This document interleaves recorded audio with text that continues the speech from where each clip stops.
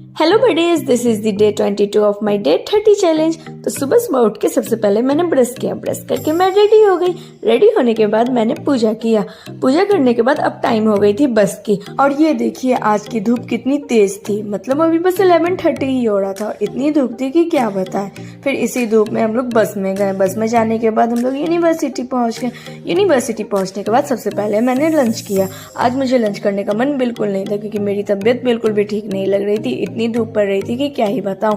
तब भी मैंने लंच किया। लंच करने के बाद मुझे एकदम वोमिट आ रहा था, तो मैं जाके शिकंजी पी ली। शिकंजी वाकई में काफी टेस्टी था। ये पी तो मुझे थोड़ा राहत मिला और मुझे अच्छा भी लगा पी के। I was feeling dizzy, but इसको पीने के बाद मुझे अच्छा लगा। फिर मैं यूनिवर्सिटी के अंदर में गई। यूनिवर्सिटी में जाने के बाद मेरी मुलाकात अनुपम से हुई और उसे पीपीटी बनाना नहीं आता था, तो मैं उसे पीपीटी बनाना सिखा रही थी।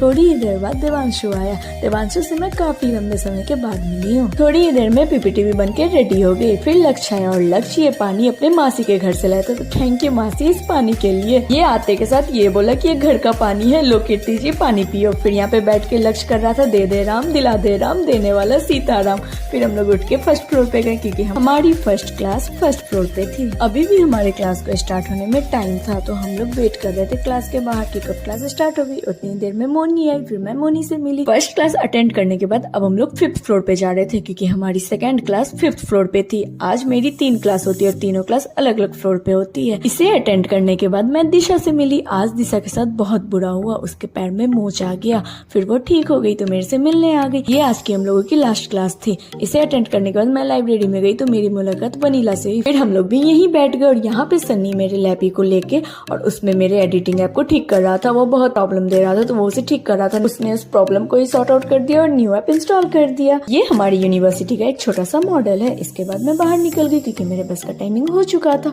फिर मैं बस में बैठी और वापस हॉस्टल आ गई। हॉस्टल आने के बाद मैंने चाउमीन खाया। Thanks for it. Do like and subscribe for more. Bye bye.